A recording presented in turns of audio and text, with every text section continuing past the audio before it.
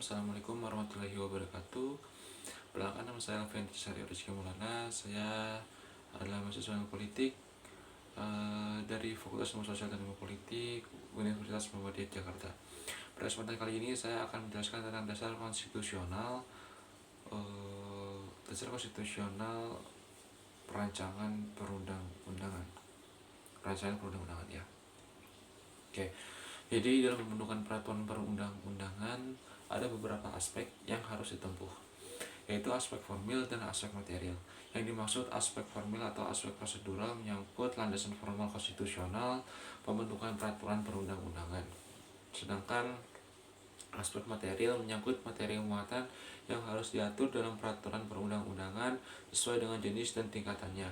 Hierarki sesuai dengan apa yang diperintahkan baik secara tegas maupun secara tersirat dalam Undang-Undang Dasar Negara Republik Indonesia tahun 1945 dan atau berdasarkan asas konstitusionalisme serta asas negara hukum rule of law atau rule of law yang terdiri atas supremasi equality hukum dasar bersumber pada HAM atau negara berdasar hukum yang terdiri atas pengakuan hak asasi manusia, pemisahan kekuasaan, buat mati gestur dan peralihan tata usaha negara.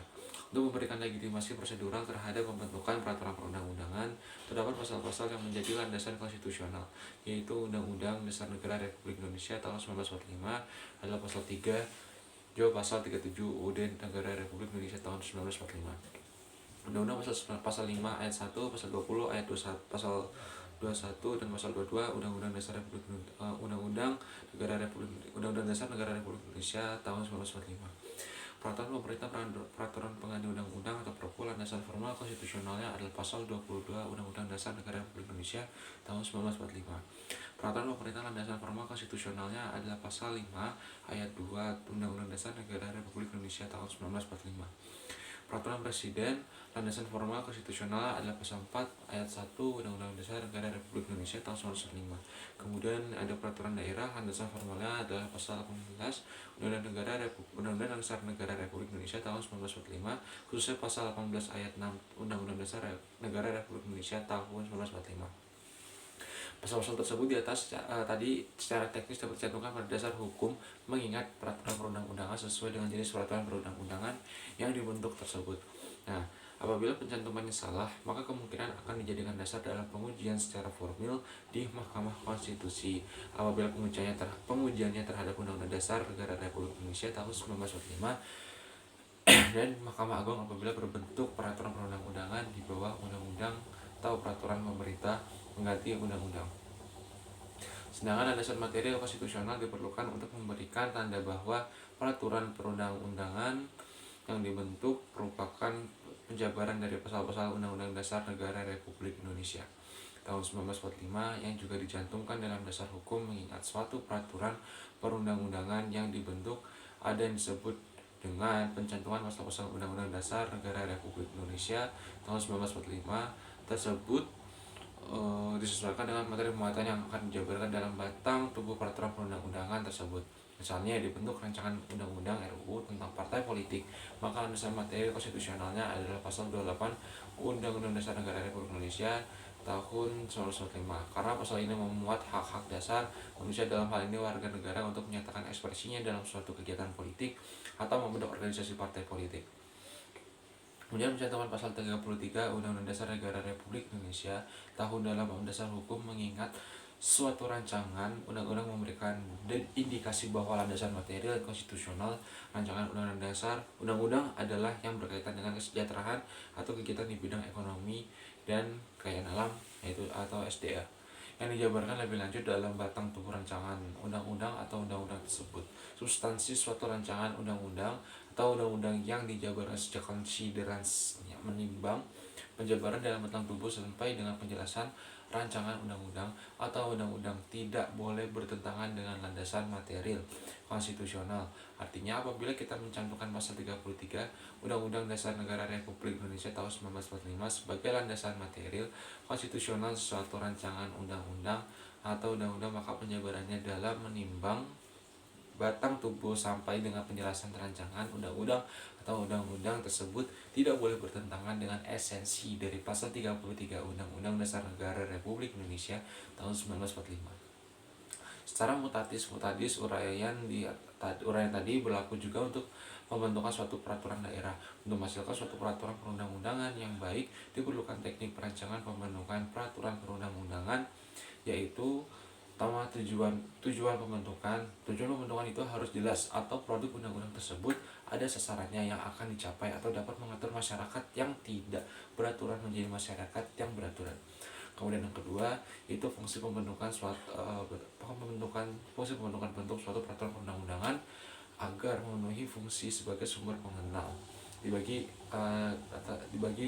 atas 4 bagian besar, yaitu penamaan, pembukaan, batang tubuh yang terdiri dari 1 ketentuan umum, 2 ketentuan materi, 3 kemudian ketentuan pidana, kemudian ketentuan peralihan, dan ketentuan penutup. Kemudian 4 penutup. Nah, mengetahui materi yang diatur. Kemudian pertama, menguasai materi harus dikuasai benar oleh pembuat undang-undang sehingga menghasilkan produk undang-undang yang benar dan dapat mencapai tujuan atau sasaran yang diinginkan.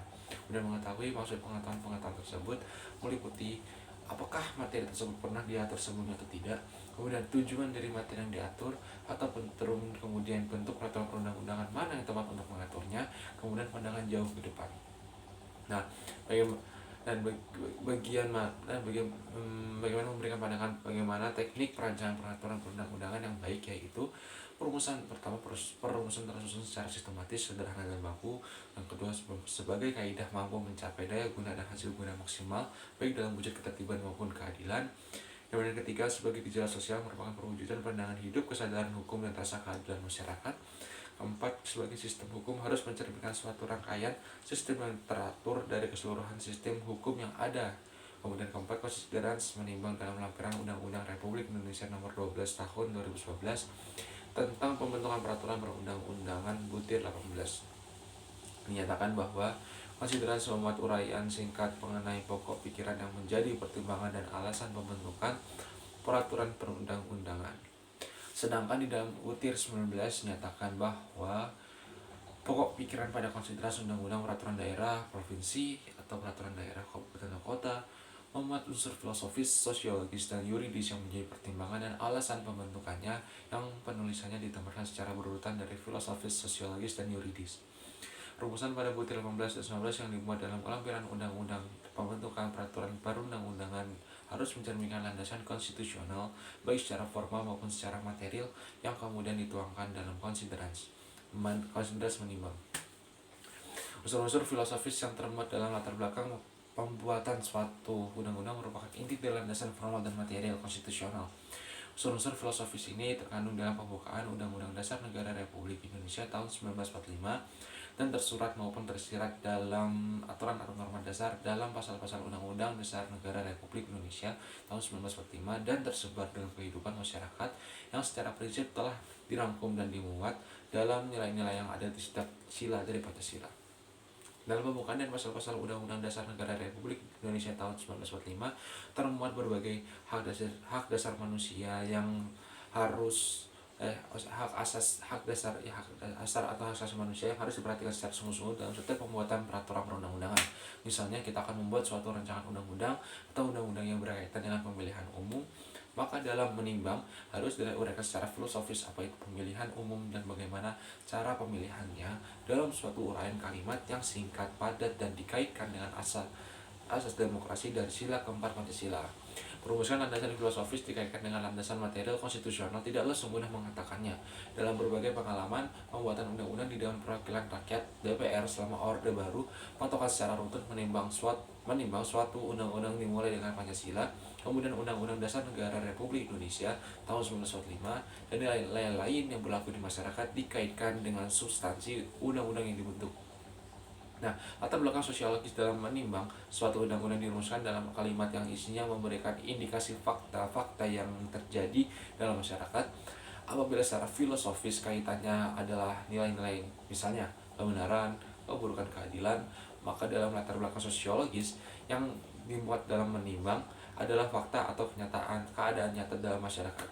Misalnya dalam Undang-Undang Nomor 7 Tahun 2017, latar belakang sosiologisnya adalah adanya terbelakang yuridis dalam menimbang suatu undang-undang dirumuskan dalam kalimat yang berkaitan dengan pelaksanaan suatu undang-undang atau peraturan perundang-undangan baik yang menjadi dasar hukum, mengingat maupun yang berkaitan secara langsung dengan substansi rancangan undang-undang tersebut.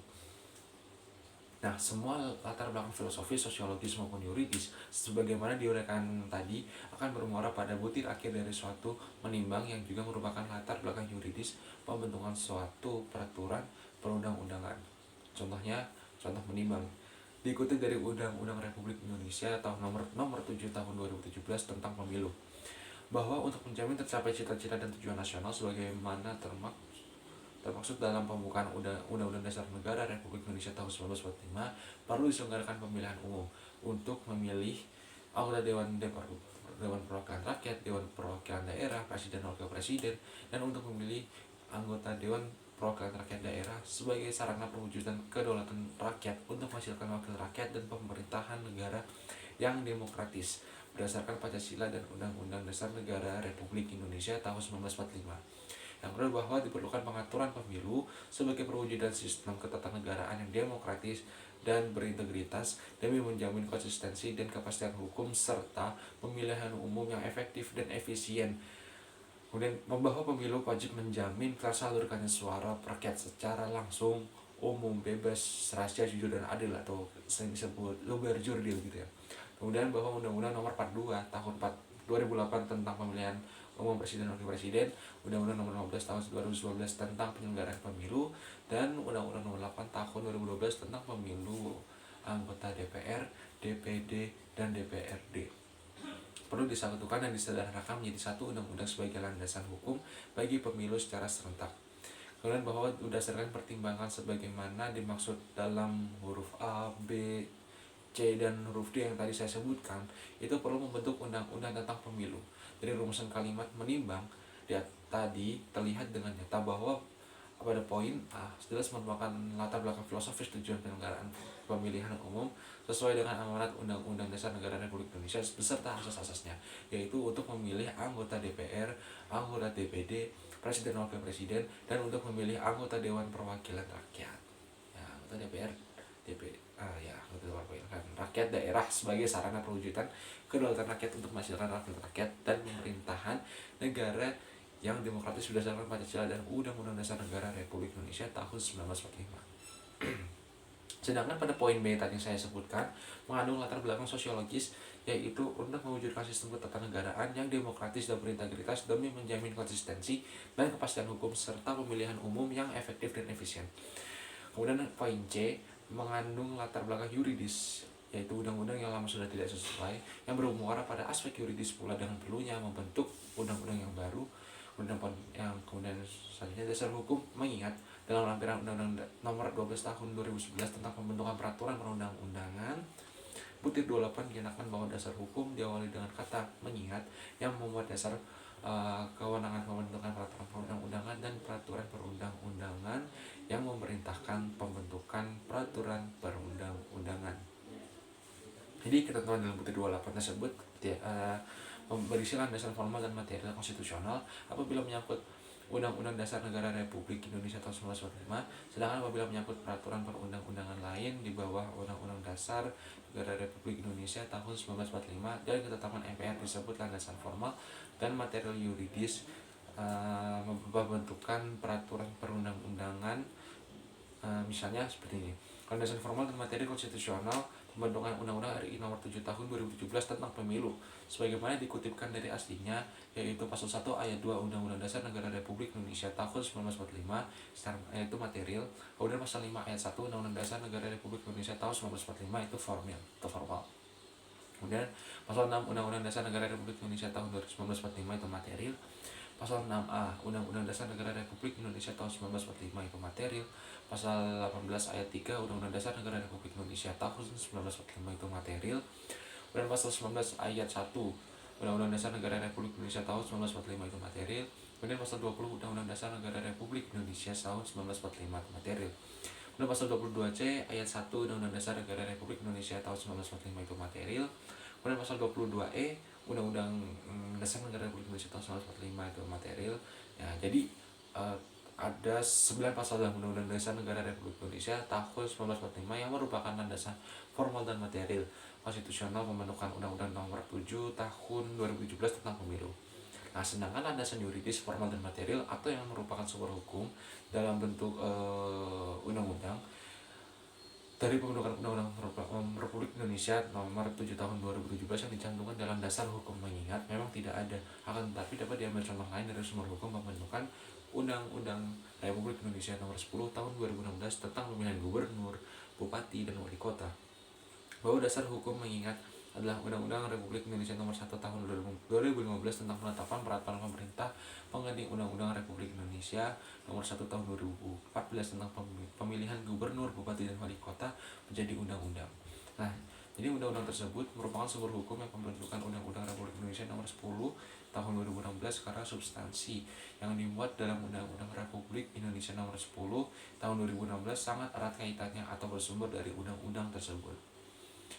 Nah, jadi kesimpulannya yaitu dasar uraian tadi ya dapat disimpulkan bahwa untuk pembentukan peraturan perundang-undangan yang baik harus memenuhi landasan konstitusional, baik landasan formal konstitusional maupun landasan material konstitusional.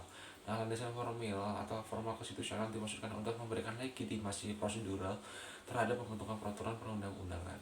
Sedangkan landasan material konstitusional dimaksudkan untuk memberikan tanda bahwa peraturan perundang-undangan yang dibentuk merupakan penjabaran dari pasal-pasal Undang-Undang Dasar Negara Republik Indonesia tahun 1945 yang juga dicantumkan dalam dasar hukum mengingat suatu peraturan perundang-undangan yang akan dibentuk. Jadi mungkin sekian dari saya dalam video kali ini. Kurangnya mohon maaf, semoga lebih bermanfaat. Bila bisa bilillah, wassalamualaikum warahmatullahi wabarakatuh.